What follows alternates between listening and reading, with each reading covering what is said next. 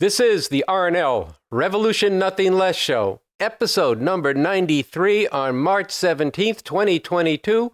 My name is Andy Z. I'm the host of the show, coming to you from Revolution Books in Harlem, New York.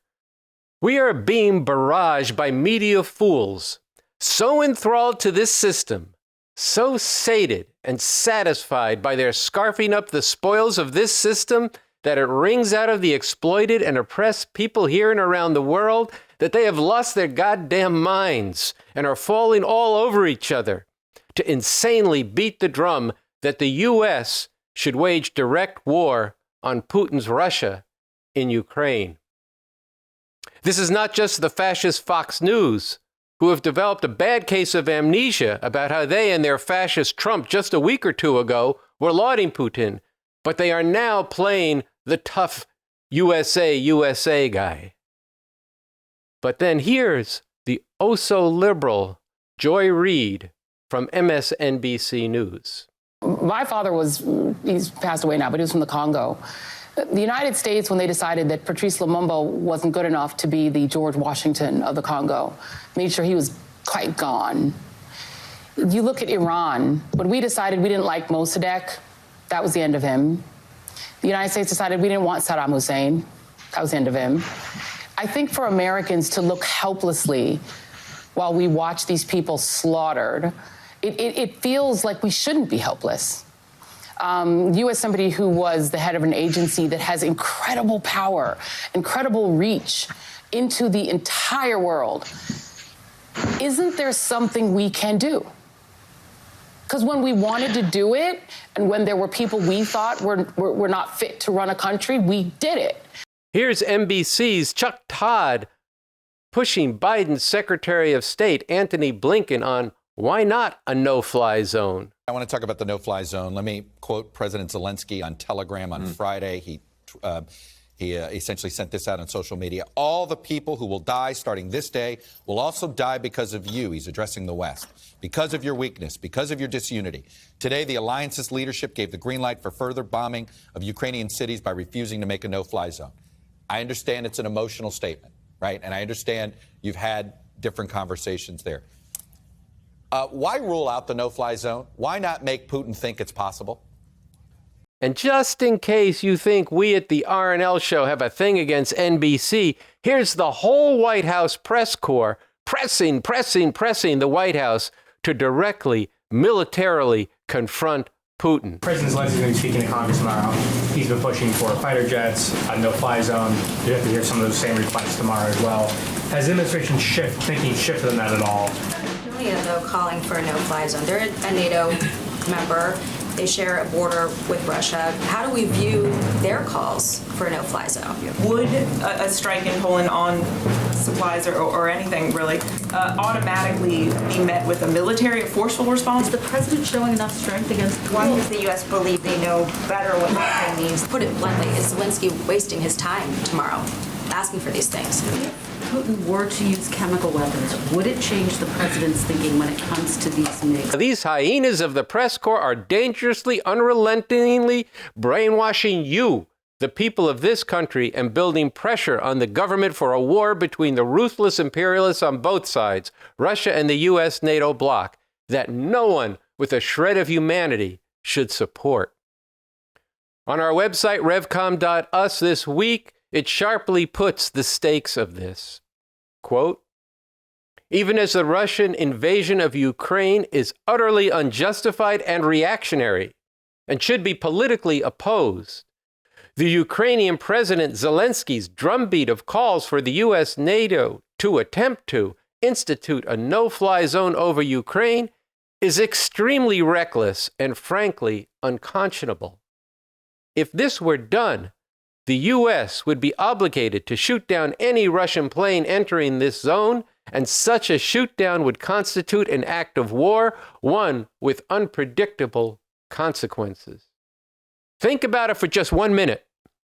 Such direct warfare between U.S., NATO, and Russia could rapidly develop into World War III, leading to destruction and death on a scale far, far beyond what is happening now, including very possibly the use of nuclear weapons, which in turn could lead to the extinction of humanity as a whole. How would the Ukrainian people or anyone else possibly benefit from that? With this in mind, extremely reckless and unconscionable is the least that can be said about this, end quote. These are dangerous times, perhaps the most dangerous. Just in the last week to 10 days, this is a stark reality of the future that confronts us. First, the bloody war in Ukraine threatens wider war, even nuclear war. Even in a nuclear war where only one nuclear weapon is dropped, 34 million people would die instantly, facing that instant death with the after effects potentially destroying all life on Earth. And it's likely this would be even a greater catastrophe. The acceleration of climate catastrophe with over 3 billion directly in the crosshairs, facing deadly drought, catastrophic storms, floods, food shortages, with again the potential for human extinction. The imminence of women in this country losing the legal right to determine their own lives through the likely ripping away of their right to abortion by the Supreme Court sometime this spring. This is nothing less than a way of enslaving women to the dictates of an oppressive, male supremacist, patriarchal system, turning her into a criminal with penalties for choosing when or when not to have a child. Each of these horrific futures, which really are a future that is no future at all, are the result of the workings of the system we live under, a system that prevails everywhere in the world today, capitalism, imperialism, a system whose time must be up, a system that must be overthrown, or our time, humanity's time, could be up. I say this not for drama, but because it is objectively possible. These are the stakes. The RNL Revolution Nothing Less show is the show where we go into why this is so, where we go beneath the surface to the roots of the problems that humanity confronts. We don't flinch or shy away from this reality, but at the RNL show we expose, we analyze, we reveal how the world got to this juncture and why this system of exploitation and oppression does what it does.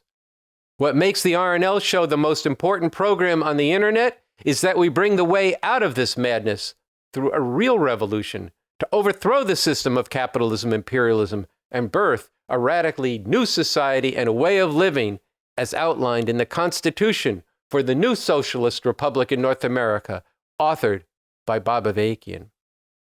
What makes the RNL show important, what makes it the show to watch every week and repeatedly, is the work and the leadership of Bob Avakian, BA. There is no other leader or thinker who is more important for you to get into.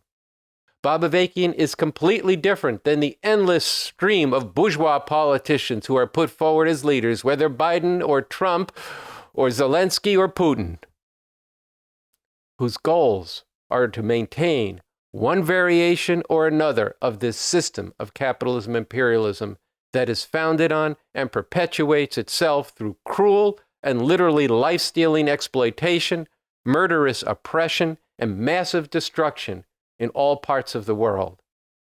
Bob Avakian has developed a whole new way of understanding and actually advancing on the road to the emancipation of humanity, the new synthesis of communism, which we call the new communism. In today's show, you will experience Bob Avakian, and then what I'm talking about, you'll see for yourselves. Today's program is going to feature two segments. The first will be on the battle for abortion rights in this country, in the International Women's Day protests on March 8th, called by Rise Up for Abortion Rights, a new organization, and why this fight is completely bound up with the oppression of women under this system and what waging this fight has to do with the liberation of women and the revolution we need. And this will be followed by a very important segment digging into the war in Ukraine.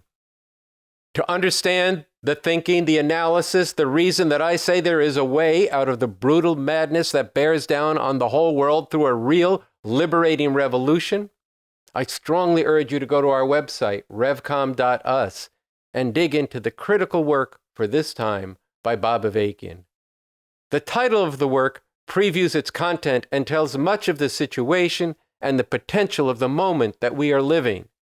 The title is Something Terrible or Something Truly Emancipating, Profound Crisis, Deepening Divisions, the Looming Possibility of Civil War, and the Revolution that is urgently needed. A necessary foundation, a basic roadmap for this revolution. This work provides, as the title says, the foundation and the basic roadmap for seizing the time and wrenching out of the terrible, horrific future of what this system is bringing a positive possibility of actually making a revolution for the emancipation of humanity.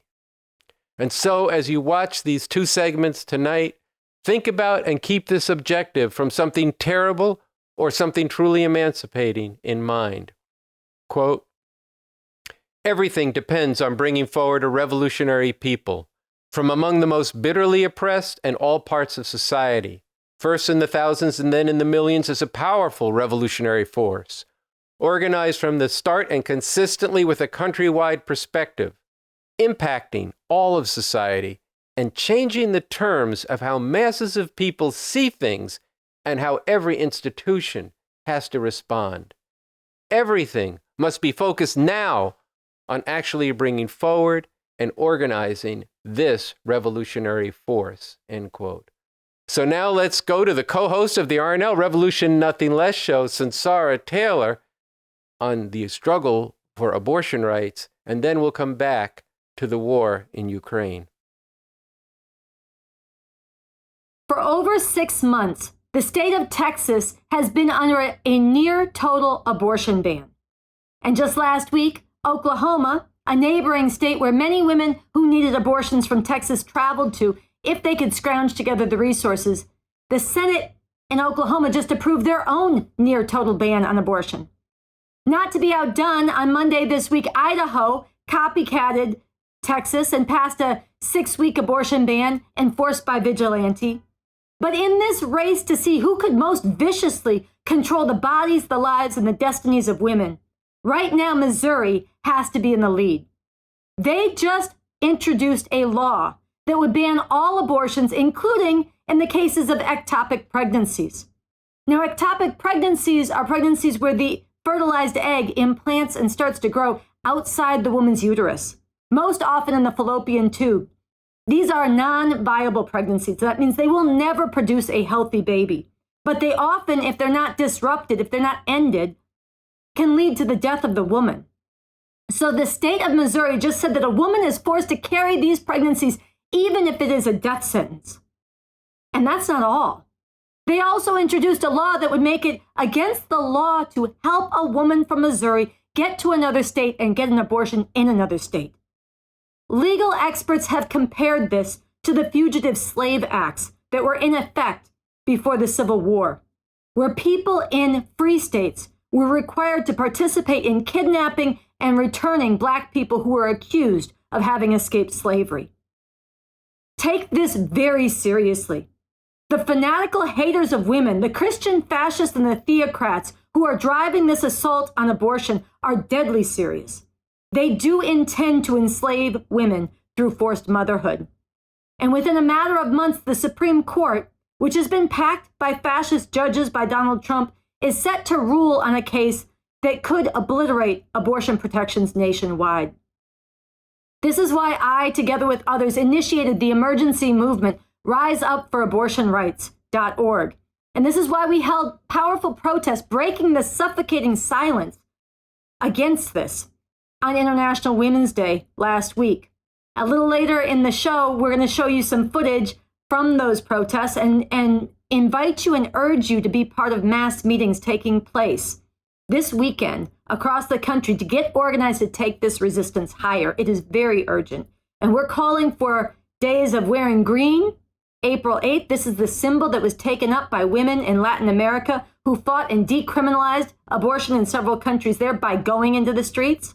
So we have a day of mass wearing green on April 8th. And on April 9th, we're calling people back into the streets in even greater numbers, greater determination, and more defiance to build yet further protests, aiming to create a situation in this country where there is such outcry from below, such resistance, that the Supreme Court doesn't feel they can get away with obliterating these rights, and where we reverse this direction overall. But before we go there, we here on the RNL, the Revolution Nothing Less show, want to pull back the lens and give you a deeper understanding of where all this oppression, this drive to control women's reproduction comes from. Why are we, 50 years after this right was won, the right to abortion, having to fight to maintain it? Where does this desire to control women's reproduction and destiny come from? Examining this question, coming to a scientific understanding of the source of this oppression and the revolution that's needed to end this, is really a major part of the work that Bob Avakian has done over decades. Coming to a more deeply scientific understanding of this and its solution is a key part of the new synthesis of communism that he has forged. So what we want to do now is share with you an excerpt where he gets into this very succinctly in his 2018 speech called Why We Need an Actual Revolution and How We Can Really Make Revolution. The oppression of women and oppressive gender relations. Not only is white supremacy completely interwoven and tightly stitched together with the development of capitalism in this country, but male supremacy is also completely interwoven and tightly stitched together with the whole historical development of the division between exploiters and exploited, oppressors and oppressed throughout the world, including the capitalist imperialist system which is dominant in the world today. Thousands of years ago, with the development of human societies in such a way that means of production, land, domesticated animals, tools, and so on, were no longer the common resource of people, but instead became privately owned. And with the division of labor resulting in women being responsible for child rearing and men dominating ownership of these means of production and wanting to pass this along to their male heirs and not someone else's, this led to the dominance of the patriarchal family, with the man having power over his wife or wives and children, and women in society overall being subordinate to men, with all the brutality and terror, both mental and physical, that has been used to enforce this, and the whole ideology and culture of male supremacy and misogyny regarding women as lesser, despised beings whose essential purpose is to serve men, that has rationalized and reinforced this inequality and oppression. This patriarchal oppression has also been bound up with the suppression and punishment of relations among people, including intimate relations that run counter to and challenge traditional gender relations. It is crucial that there be determined struggle against this terrible oppression in all of its manifestations.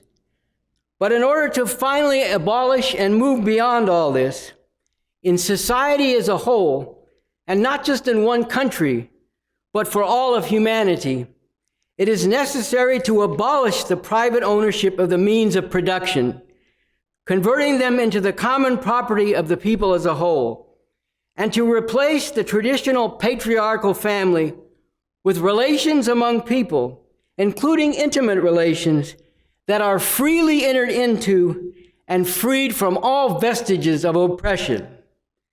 This, of course, is impossible under capitalism. Only through the revolution to overthrow this system and uproot all relations of exploitation and oppression that are embodied in this system will it be possible to finally end the fundamental division in which half of humanity is subordinated to and dominated by the other half, and all the brutality and agony bound up with that.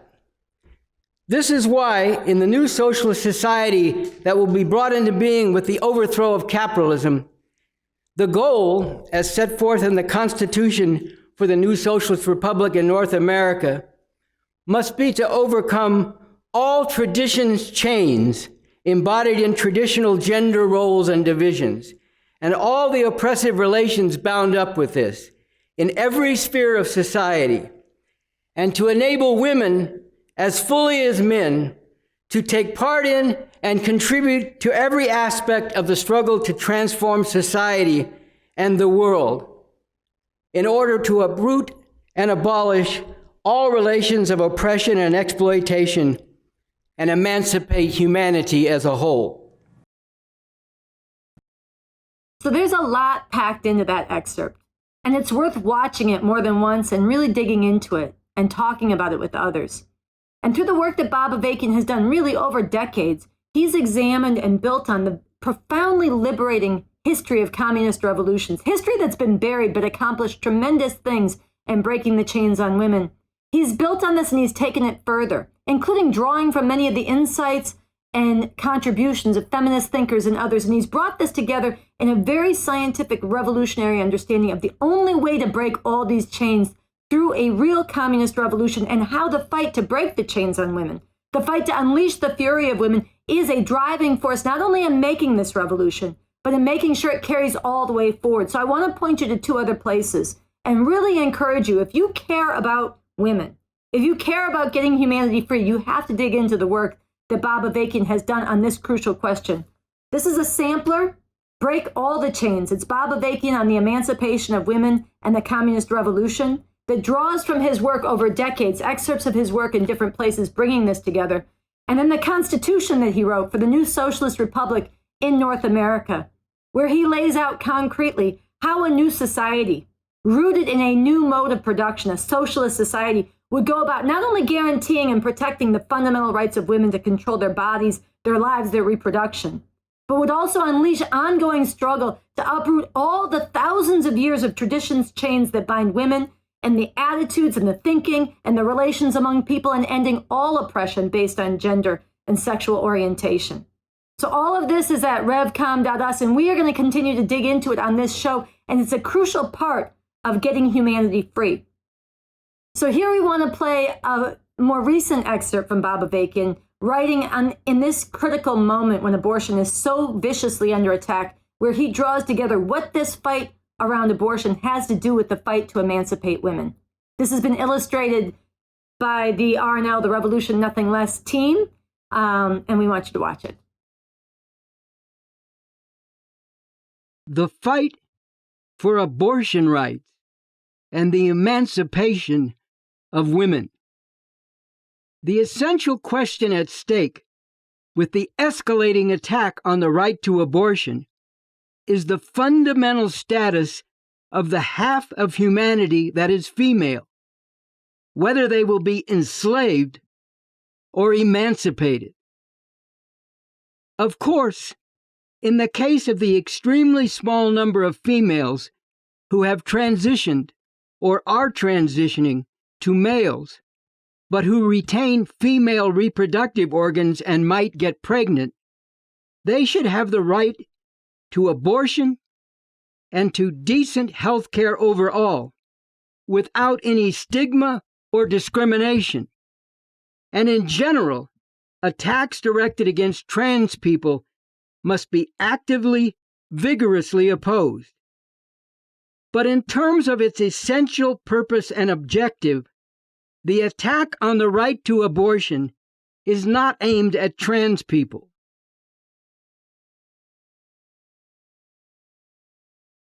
The essence of what is involved is not inclusion or the lack of inclusion, nor is this about bodily autonomy in some general and abstract sense, a concept which, by the way, would logically include people coming from a very bad place, such as those anti-scientific lunatics and selfish individualists who refuse to get vaccinated against COVID. The attack on the right to abortion is a move to further intensify the already horrific oppression of women, denying them control of their lives and their very bodies, reducing them to breeders of children, cruelly subordinated to men and a patriarchal male supremacist society. Forced motherhood is in fact female enslavement. Anything which waters down or distracts from this essential truth is objectively aiding this fundamental attack on the half of humanity that is female, is undermining the fight for their emancipation and the emancipation of humanity as a whole from any form of oppression and exploitation. That excerpt from Bob Avakian captures well why I and other followers of Bob Avakian are in this fight for abortion rights, uniting with people, everybody who can be united from very different political perspectives. And with this in mind, I want to give a special shout out to some of the young viewers of this show who we learned are in areas that there is no organized movement for revolution yet, but learned about this struggle for abortion rights in the International Women's Day protest last week and traveled to the nearest cities to take part. We're really glad this happened. We need much more of this. We need many more people learning about these struggles for abortion rights and the other struggles the revolution is part of through this show and taking them up. And we need people who are lifting their heads in struggle, fighting for abortion rights and fighting against other injustices to be introduced to this show and get deeper into where all this comes from and how we end it. So please spread this show. It's a big part of changing the world. And with that, now we want to move to share with you a little bit more footage of the protest last week on International Women's Day. Last week in our episode, we shared quite a bit from the speeches at the flagship New York City rally. And this week we want to share with you a few voices from the Los Angeles rally and some of the scenes and the voices from people who stood up in different parts of the country. So let's watch. Without this basic right, women can't be free. Women can't be free. Abortion on demand. And without apology. In 1974, in her anthology In Search of Our Mother's Gardens, Alice Walker wrote, "Did you have a genius of a great-great-grandmother who died under some ignorant and depraved overseer's lash? Or was she required to bake biscuits for a lazy backwater tramp when she cried out in her soul to paint watercolors of sunsets? Or was her body broken and forced to bear children who are more often than not sold away from her? 8, 10, 15, 20 children, when her one joy was the thought of modeling heroic figures of rebellion in stone or clay. It is a question with an answer cruel enough to stop the blood." Walker's visionary words call up the brutal history of institutionalized rape and forced childbearing inflicted on enslaved black women. She skewers the American as apple pie terrorism that shaped racial capitalism and enriched white supremacist wealth and theft. There is a direct through line between these terrorist trolls and the Christian fascist supermajority on the Supreme Court.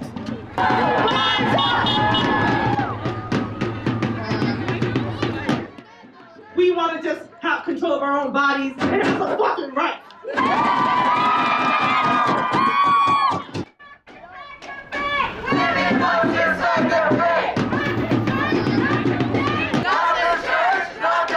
In 2014, roughly 7 in 10 abortion patients in the United States were between 18 and 29 years old.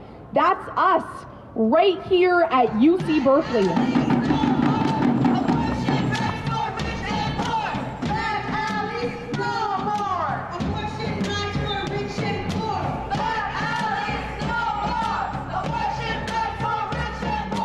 We have to fight, and you here are fighting, and you have no idea how much other countries are looking at the U.S. and what we do. I'm tired of doing nothing, and that is why I'm here right now. I know a lot of students right now, they talk about it, they're like, this is wrong, but we need to be here. We need to make this history happen right now. If the Supreme Court thinks we're going to be bystanders while they take our rights away, they are mistaken. Without this basic right, women can't be free. Women can't be free. Abortion on demand. Abortion on demand. And without apology. And without apology. I was 9 years old when the Islamists took power in Iran. Suddenly our lives turned upside down. Women became second-hand citizens and were forced to cover themselves in long dresses and cover their heads with a veil. Men were given the right to have 4 wives. The value of the women's testimony in the courts became half of the men's. Abortion and birth control pills were banned. I'm here today on behalf of Iranian women to warn you to take fascism and the power of religious institutions seriously. Not the church, not the state. Women must decide their fate. Not the church, not the state. Women must decide their fate. Not the church, not the state. Women must decide their fate. Not the church, not the state. Women must decide their fate. As bans started rolling out throughout the country, the initiators of this movement looked to the streets and saw that no one was there. The streets were silent.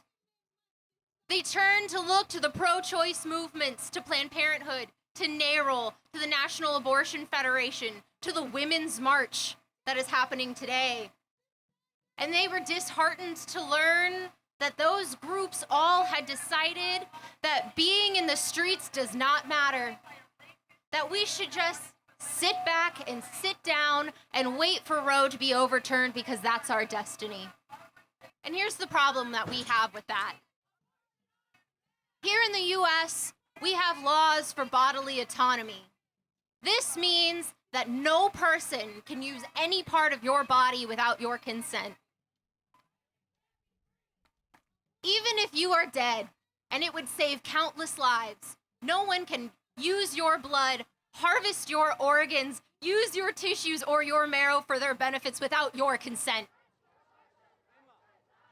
And if these laws are passed, if Roe is overturned, then what we are saying is that as a nation is that women have less rights than a corpse.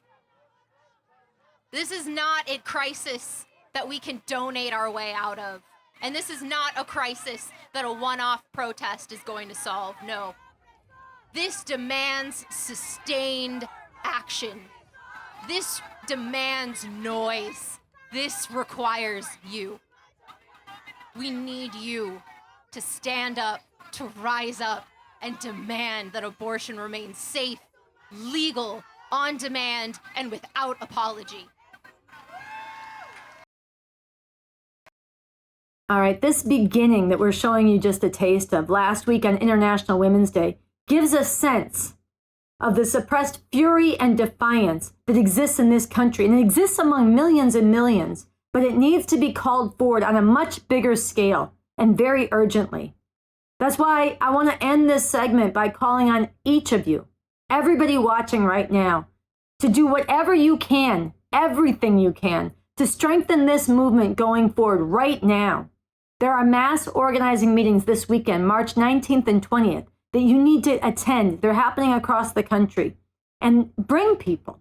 This is a chance and it's an urgent need for people to get organized, to take this movement and spread it throughout society, to spread the green bandana, the symbol of standing up in the streets for abortion rights, waging this fight. And on April 8th, a mass day of wearing green on the campuses, in the workplaces, on social media, in the hospitals, all over society, people showing what side they're on. And April 9th, coming back into the streets, thousands strong, in defiant, furious, diverse protest, refusing to let the Supreme Court deny women's humanity and decimate their rights, and fighting for abortion on demand and without apology. And then doubling down and calling forth even greater resistance in the days going forward. So it's an all hands on deck moment. You are needed this weekend. And to close out this segment, I want to let you hear the voices of two of the other leaders in this movement for abortion rights, who I had on my radio show earlier this week. Lori Sokol is the executive director of Women's E-News, and she is an initiator, together with myself, of RiseUpForAbortionRights.org. Catherine Bauer is a student at UC Berkeley who played a key role in mobilizing the protests on her campus. Let's listen to them as our final part of this segment. I first want to make sure everybody listening knows the reason why we're wearing green bandanas and ask people to wear green, both on April 8th. And then, of course, when the next rally around the country is on Saturday, April 9th. And that is because it is these green bandanas that women donned in Argentina a couple of years ago when they got out in the streets, millions got out in the streets to rally for abortion rights. That bandana, that green bandana, has since been taken up as well in Colombia when they successfully marched just 2 weeks ago to decriminalize abortion. It's being taken up by people in El Salvador who are also marching. So we here in the US are also taking up that green bandana in tribute to them and in tribute to us being out on the street to ensure that this very basic fundamental right isn't taken away. So on April 7th and 8th, we're asking everybody to wear green, everyone who is supportive of women's reproductive choice, on campuses, on the job, in hospitals, on social media. This will send a mass statement of awareness. If people want to also hold cultural events, right? Local bands, stage readings, et cetera, to wear the green bandana and wear green in general. On April 9th, which is a Saturday, we're going to go out onto the streets again en masse in major cities throughout the country and even smaller cities throughout the country, making it very clear that we are back again. We're fighting to make this a leap in size and breadth, but also on this day to announce then another day where we'll come back even stronger. So this isn't a one-time thing or a two-time thing or a three-time thing. It is continual and continuous building upon each march in solidarity with our Latin American sisters and to ensure that in the United States of America, we do not fall behind other countries in continuing to provide this very basic, fundamental human right. Catherine was nodding vigorously when you said it's not a one-day thing or a two-day thing. So why don't you say what you want to say about that? Yeah, I mean, for all the UC Berkeley students listening, for any student across the nation, listening to this radio show right now, write those dates down. These dates will matter in history. These dates are crucial now. These are our rights that are under attack. This isn't the difference between a B+ and an A on a paper. This is the difference between, that pill that you need and having to carry to term a pregnancy that you don't want. This is crucial and it's crucial now. And so I encourage, if you're listening and a student, text the student, tell them about it, walk out of your classroom if you have to, make the Supreme Court listen to you, make your legislators listen to you. And so write those dates down, especially for my UC Berkeley students who I know are listening right now. I will see you on the 8th and the 9th.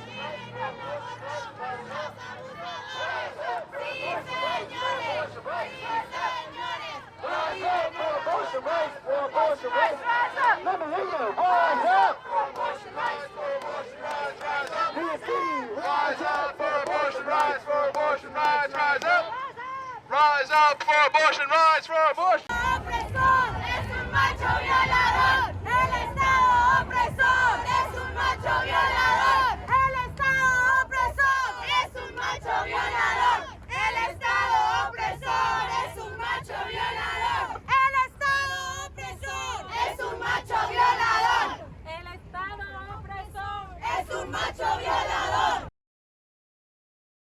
I opened today's show with a series of news clips of the media beating the drum of U.S. becoming directly militarily involved in confronting Russia over Ukraine. including meeting Ukraine President Zelensky's dangerous request for the United States to enforce a no-fly zone. And this past week on RevCom.us, we published a new article by Bob Avakian titled "Bob Avakian Calls Out Fronting for the System of Oppression." And the RNL Revolution Nothing Less show team has prepared a short video of the opening of this important article. Bob Avakian calls out fronting for the system of oppression. Malcolm X frequently spoke with disdainful anger about the Uncle Tom Negroes of his time, whom he compared to the house slaves on the plantations, who lived in the master's house and identified with the master more than with the field slaves. When the master's house caught on fire, Malcolm pointed out, the house slaves would exclaim, "Master, our house is on fire." There was two kinds of slaves. There was the house Negro and the field Negro. The house Negro, they lived in the house with master. They lived in the attic or the basement, but still they lived near their master. And they loved their master more than the master loved himself. The house Negro, if the master said, "We got a good house here," the house Negro said, "Yeah, we got a good house here." Whenever the master said "we," he said "we." That's how you can tell a house Negro. If the master's house caught on fire, the house Negro would fight harder to put the blaze out than the master would. Today, this phenomenon is even more widespread and pronounced, including in the form of bourgeois black media personalities fronting for the system. We're standing behind NATO. We're standing behind the European Union. You can see them on MSNBC or CNN as hosts and guest commentators on news shows, pretending to be voices of the people, while they act as cheerleaders for their country's capitalist imperialist system. The United States, when they decided that Patrice Lumumba wasn't good enough to be the George Washington of the Congo, made sure he was quite gone. You look at Iran, when we decided we didn't like Mossadegh, that was the end of him. When we decided we didn't like Mossadegh, that was the end of him. The United States decided we didn't want Saddam Hussein, that was the end of him. Isn't there something we can do? Because when we wanted to do it, and when there were people we thought were not fit to run a country, we did it. And as mouthpieces for the ruling class, especially the mainstream section of the ruling class, represented by the Democratic Party. The United States and our allies will defend every inch of territory that is NATO territory with the full force of our collective power. Every single inch. Uncle Joe is back. Uncle Joe is back. Nobody believes in these American ideals more than Joe Biden. It showed tonight. We should all agree the answer is not to defund the police. It's to fund the police. Fund them. Fund them. I'm proud tonight we have a leader like him. I'm proud tonight. This is a system which, from the beginning and down to today, has been and remains a monstrous and murderous oppressor of black people, along with millions, indeed billions of others it oppresses, in this country and throughout the world.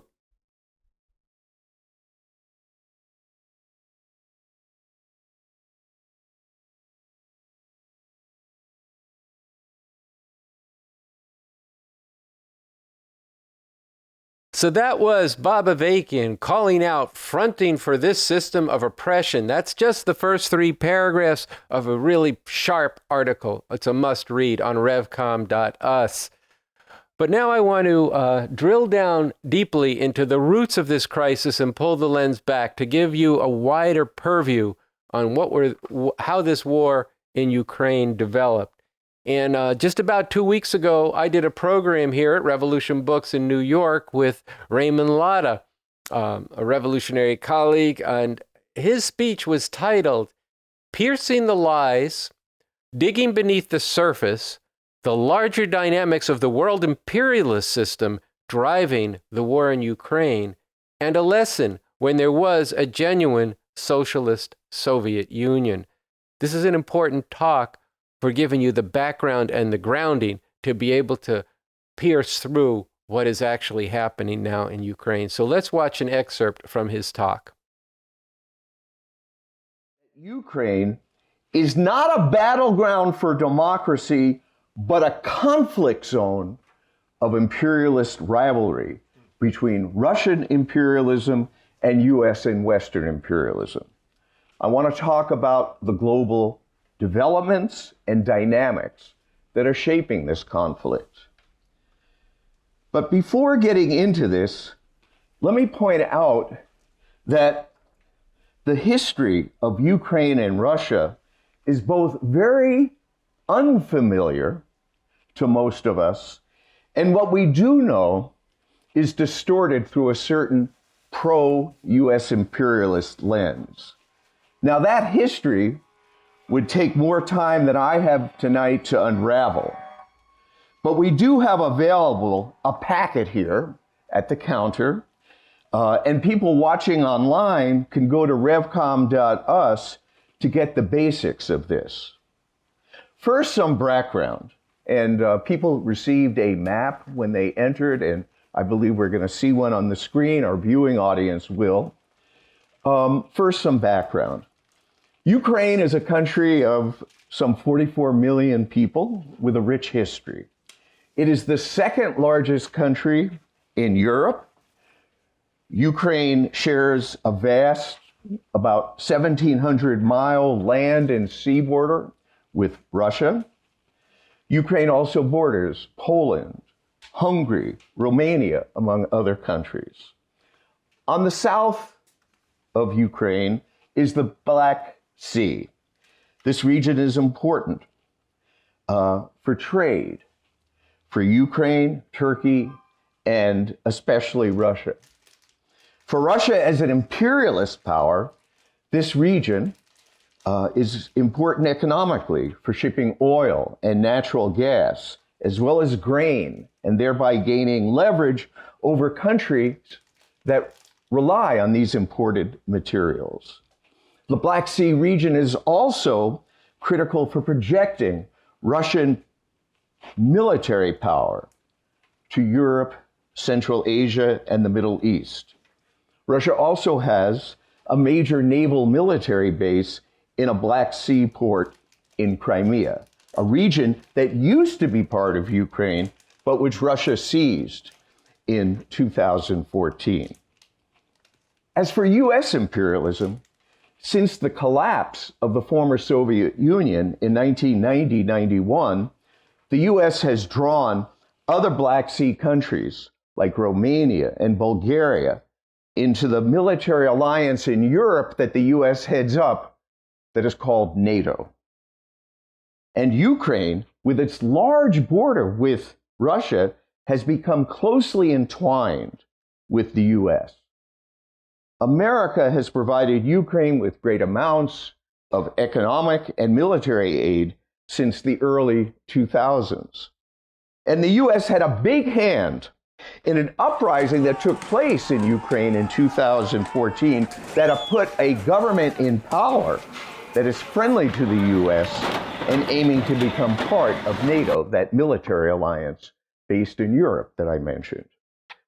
For sheer imperialist hypocrisy, imagine how the US imperialists would react if Russia and China had a military alliance with large parts of South America and Central America, and if Russia brought Mexico into such a close alliance.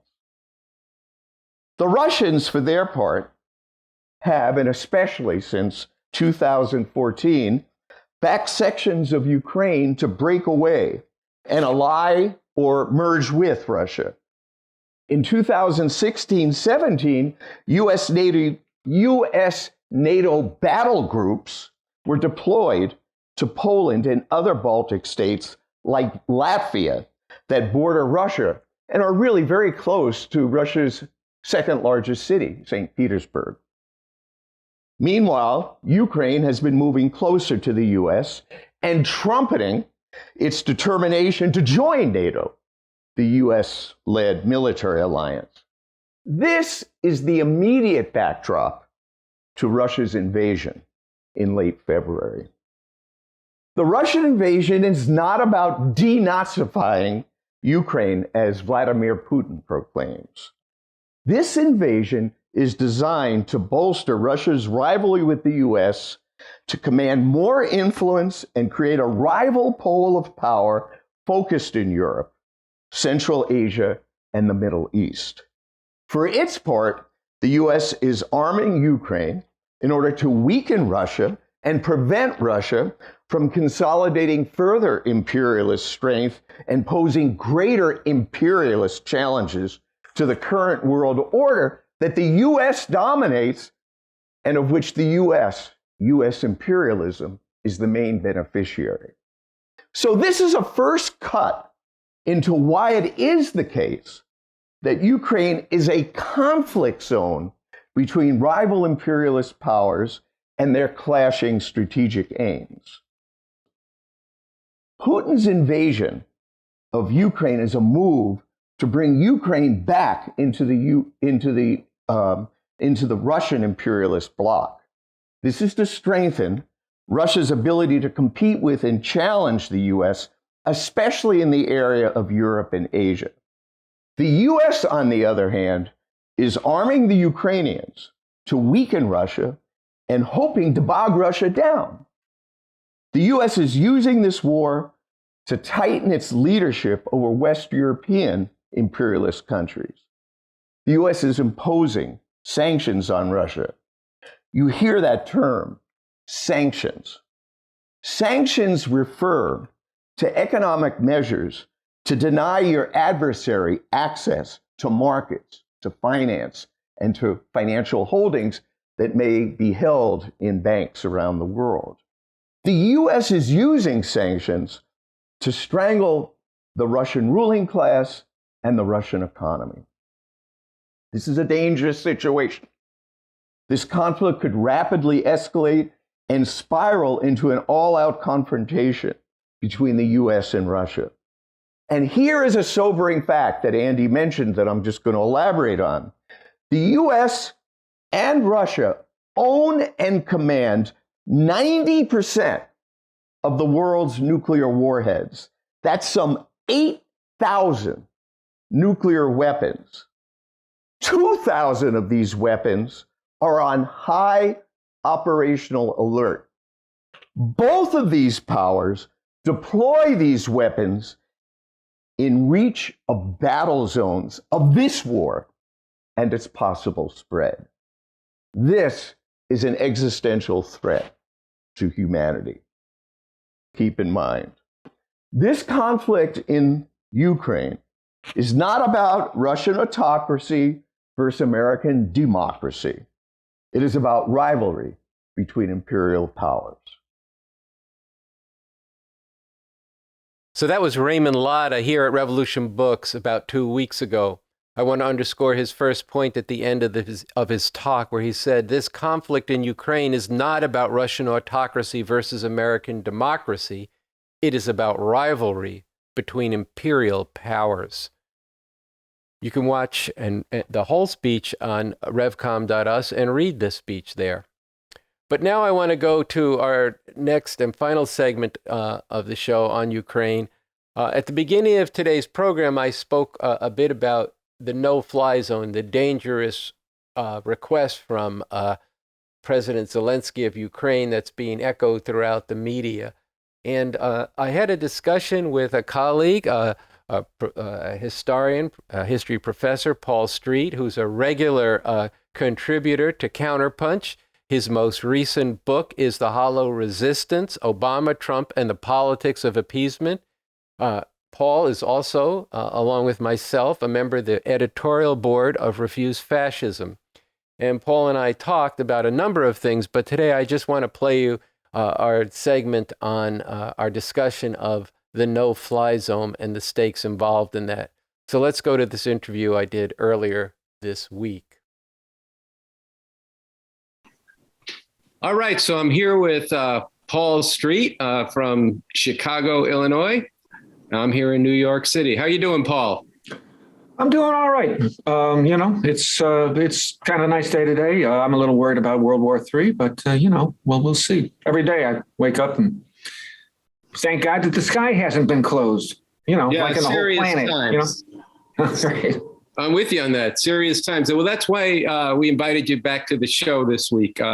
You wrote in the on Counterpunch 2 weeks ago in an article saying that President Zelensky's call for a NATO-imposed no-fly zone over Ukraine is a call for U.S. warplanes to directly engage Russian jets, and thus a call for great power escalation, potentially proceeding to World War III, which nobody wins. Talk about reckless, end quote. Right. I just think this is important to get into, because since you wrote that, this has escalated and escalated. It's all over the media. And, I think this is important for us to talk about. Well, to quote Bob Dylan, let us not talk falsely now. The hour is getting late. The last time I looked at the Bulletin of Atomic Scientists doomsday clock, they were at 100 seconds to midnight. That was on January 22nd. I bet they'd cut that in half right now after the invasion of Ukraine, and not just the invasion of Ukraine, but the Western response to it. I'm wearing a button that I bought from the RevComs. You might not be able to see it there. It says, stop thinking like an American and stop thinking about humanity. It's start thinking about humanity. Start thinking about humanity. Well, also, don't think like a Russian. Start thinking about humanity. Don't think just like a Ukrainian. Start thinking about humanity. And don't think like a Zelensky. Start thinking about humanity. There is a cult being built up around this man, and I'm finding it increasingly dangerous. He's speaking on gigantic telescreens in European city town squares to tens of thousands of people. He's speaking to the British Parliament. He's speaking to the Canadian Parliament, and he's going to be speaking, I believe, tomorrow to Congress. He's on TV constantly, and the most consistent theme coming out of his mouth is close the sky, give us a no-fly zone. I don't know if you've had ethnic Ukrainians march in New York City, but we certainly have in Chicago. There's pointing in the direction of a neighborhood a couple miles northwest of here called Ukrainian Village, and they had 5,000 people in the loop chanting, close the sky. That's their way of, which to me sounds very chilling because, I'm worried exactly about the entire sky being closed and the whole planet. I don't know if people know what a no-fly zone actually is. A no-fly zone is a direct military act of war where the U.S., and I was going to say NATO, but the NATO really is the U.S./NATO, would militarily close off, both through patrolling with jet planes and through anti-aircraft precision-guided military hardware, would engage Russian planes over Ukrainian land, potentially, for example, chasing Russian planes, potentially downing or getting downed by Russian planes in Ukrainian airspace, potentially chasing Russian planes into Russia, potentially being chased by Russian planes into NATO, into full-on NATO territory, into Poland. And so on and so forth. It would lead to a direct military engagement. And this is very important. A no-fly zone means a very likely direct engagement between U.S. forces and Russian forces.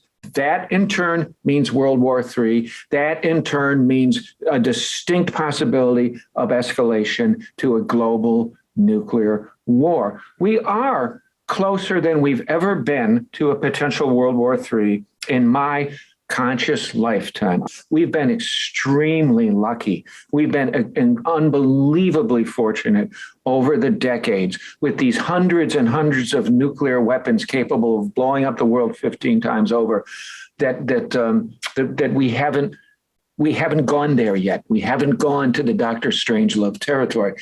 This is the scenario. This is the kind of scenario that would give rise to this. And it is just absolutely irresponsible for MSNBC, CNN, and Fox News to constantly be coupling these very real, don't get me wrong, and which makes them all the more provocative. They're not made up like some sort of Pavlovian Putin left type of people would have you believe. They're very real images of civilian carnage that is laid at the door of Vladimir Putin. Make absolutely no mistakes. You have these images, you have all the outrage about it. And of course, a lot of us on the left, whatever the left is anymore, are noticing that there's an incredible amount of outrage about Ukrainians, but almost no outrage in Western media about Yemenites and Palestinians and the victims of our own bombardments and the bombardments of our own allies. But nonetheless, there's these incredible images of outrage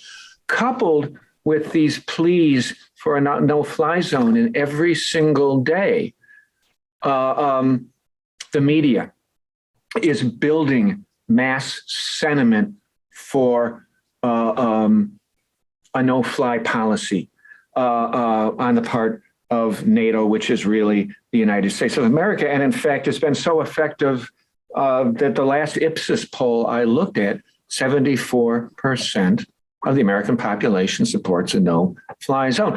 I wonder sometimes if those who support a no-fly zone know what it is. I have a feeling that there's a lot of Americans, if you ask them, they'd almost think it was like a video game with air traffic controllers, sitting around behind screens. I'm not sure they get it. I'm not sure they understand the threat of mutually assured destruction resulting from a direct engagement between two nuclear superpowers. There's certainly more to say about it, but this is extremely worrisome, and it's extremely irresponsible for liberal intellectuals to get up with their MSNBC, CNN bully pulpit and their Yale credentials, and also all these various, this roster of war criminals like John Brennan and James Clapper that are constantly being paraded in front of liberal viewers.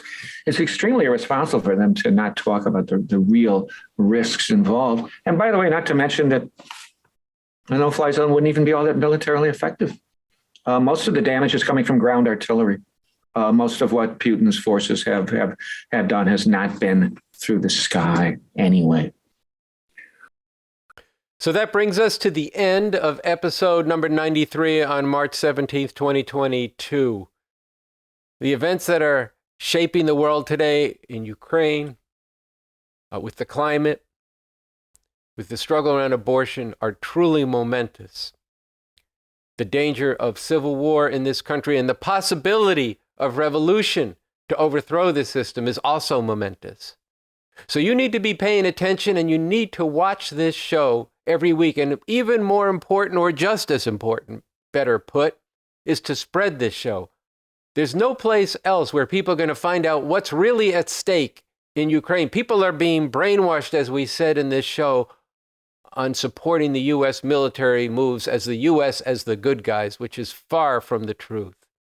And people don't know the true stakes of what is going on with abortion and what it's going to mean when this right, or if this right, is taken away without a momentous fight to reverse this and to actually win this battle. So this week, if you're anywhere near a city where there's a mass meeting called for by Rise Up for Abortion Rights, get to that meeting. Find out how you can follow it online. Go to RevCom every day or every couple days to find out, see the latest stuff that we are posting about the situation in Ukraine and in the world. Go to RevCom to get into Bob Avakian. And once again, spread this show. And we'll see you next Thursday night, back here at 5 p.m. Pacific time and 8 p.m. New York time, Eastern Coast time. So with that, I want to say good night, and we'll see you next week.